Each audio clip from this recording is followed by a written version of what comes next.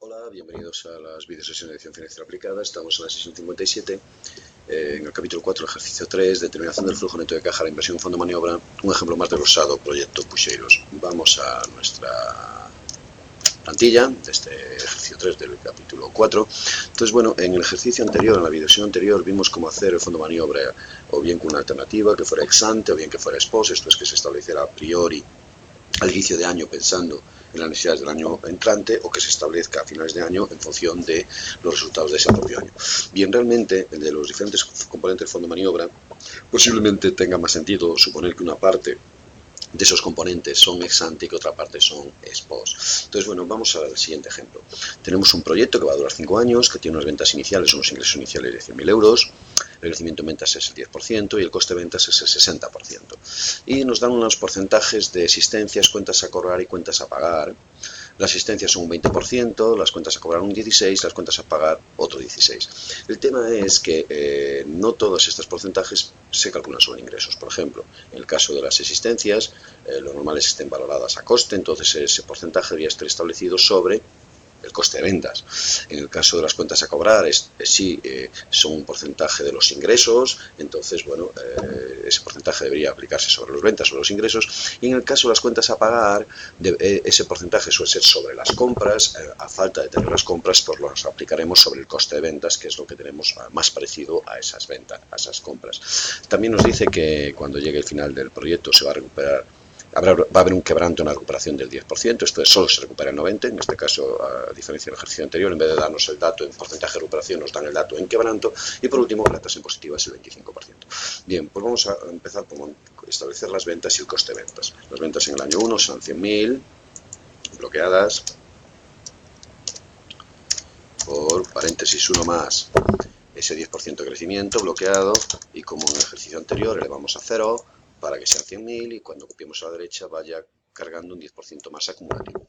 El coste de ventas es simplemente el porcentaje del 60% bloqueado por los ingresos de ese año. Entonces ya tenemos los ingresos, los costes, las ventas o ingresos del año 1 al 5 y los costes de ventas del año 1 al 5.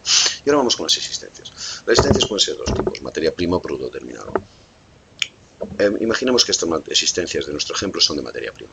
¿Tiene sentido que haya existencia de materia prima en el momento cero al arrancar el proyecto? Pues sí, necesitamos existencia de materia prima en el momento de arrancar el proyecto para poder afrontar las primeras tareas productivas de nuestros empleados. Si no, llegarían los empleados a trabajar el 1 de enero, el 2 de enero, que el lunes festivo, y se encontrarían con que no hay madera que cortar, no hay existencia sobre la que trabajar. Con lo cual, las existencias de materia prima tiene sentido establecerlas ex ante. No tiene sentido establecer existencia de producto terminado ex ante, porque no puede haber existencia de producto terminado antes de empezar a trabajar, con lo cual las de materia prima sí que son ex ante, las de producto terminado no lo serían.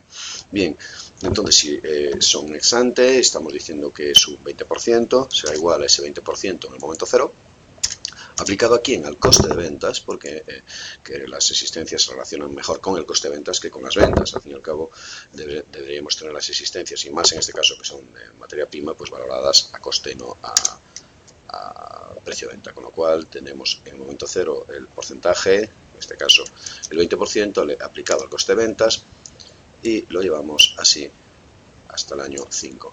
Observemos que en el año 5 no tenemos ninguna cuantía normal. Si no vamos a vender ya nada en el año 6, ¿para qué queremos existencia de materia prima a finales del año 6? Ocurrió lo mismo con el producto terminado. En el caso del producto terminado tampoco tiene sentido tener producto terminado a finalizar el año 5 si ya no vas a vender nada en el año 6. Bien, las cuentas a cobrar. Las cuentas a cobrar no podemos tenerlas en el momento 0 porque todavía no hemos vendido nada, con lo cual las podremos tener en el momento 1.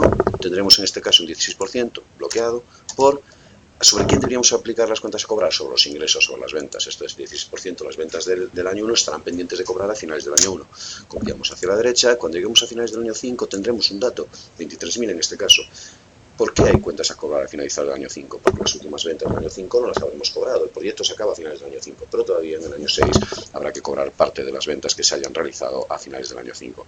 Y ahora vienen las cuentas a pagar. Las cuentas a pagar podrían establecerse en parte ex ante. Esto es, podemos asumir que de estas primeras existencias una parte ya han sido quedadas a deber, no han sido pagadas en efectivo, con lo cual podríamos tener cuentas a pagar ex ante. Bien, por razones de prudencia, y porque no siempre es fácil conseguir que un proveedor conceda crédito de buenas a primeras a cualquiera que monte un proyecto nuevo, así con las primeras compras que se le hace, vamos a suponer que esas primeras asistencias han sido pagadas al contado, de forma que vamos a establecer las cuentas a pagar ex post. Esto es, a finales del año 1, una parte del coste de ventas estará pendiente de pago a proveedores. Entonces será igual a este 16% de las cuentas a pagar, C9, bloqueado por el coste de ventas.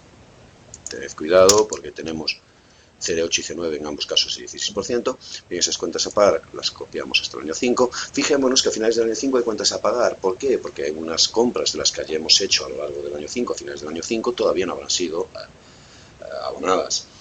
Bien, ¿cuál es el fondo de maniobra? En el momento 0 será igual a las existencias más las cuentas a cobrar menos las cuentas a pagar. Realmente el fondo de maniobra, si las existencias están, y lo copiamos hacia la derecha, si las existencias están desglosadas en materia prima y producto terminado, tendríamos existencia de materia prima más existencia de producto terminado más cuentas a cobrar y menos cuentas a pagar. El último elemento que tiene el fondo de maniobra operativo, estamos hablando de fondo de maniobra pero nos referimos al fondo de maniobra operativo, es la tesorería operativa. En caso de que se contemple también la tesorería operativa, deberíamos tener, además de existencias y cuentas a cobrar, dentro del activo corriente también tendríamos tesorería operativa y el único elemento a restar serían las cuentas a pagar. Bien, pues una vez que tenemos ya el fondo de maniobra, lo que tenemos que hacer es calcular el flujo, pues como dijimos antes, desglosando la dotación inicial, variaciones, etcétera, etcétera. Dotación en el momento 0 igual a menos estas 12.000. Variación en el momento 1 igual a estas 12.000 menos las 19.000. Esto lo vamos a copiar hasta el año 5. Observemos que en el año 5 recuperamos 16.000 euros. ¿Por qué? Porque el fondo de maniobra baja de 26 a 9 al desaparecer las existencias. Luego nos vamos al año 6, en el cual vamos a poner la recuperación final, que dice que hay un quebranto del 10%, de la recuperación será igual a 1 menos ese quebranto del 10%, ¿sobre quién habrá que aplicarlo? Pues sobre el fondo de maniobra que tuviéramos a finales del año 5, estas 9.300 que tenemos aquí, H21, con lo cual recuperaríamos 8.400. Teníamos un activo valorado en 9.300 y hemos recuperado 8.400. Hay un quebranto, como en el ejercicio anterior calcularemos el efecto impositivo, lo vamos a calcular ya para que nos dé positivo, serán el 25% por paréntesis, las 9.000 menos las 8.000.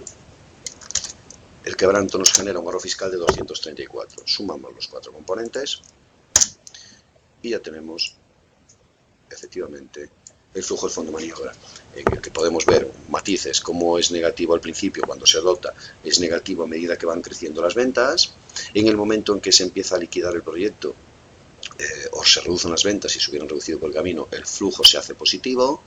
En este caso se hace positivo en el año 5 al desaparecer las existencias y es positivo en el año 6 cuando ya se recupera el saldo final de las cuentas a cobrar y las cuentas a pagar, el neto de cuentas a cobrar menos cuentas a pagar, teniendo en cuenta eso sí ese quebranto. Hemos supuesto que el quebranto se produce sobre este último elemento, sobre el flujo del año 5, podríamos poner que parte del quebranto era también sobre el flujo del año 4. Bien, eso ya es cuestión de detalle, el nivel al que se quiera entrar.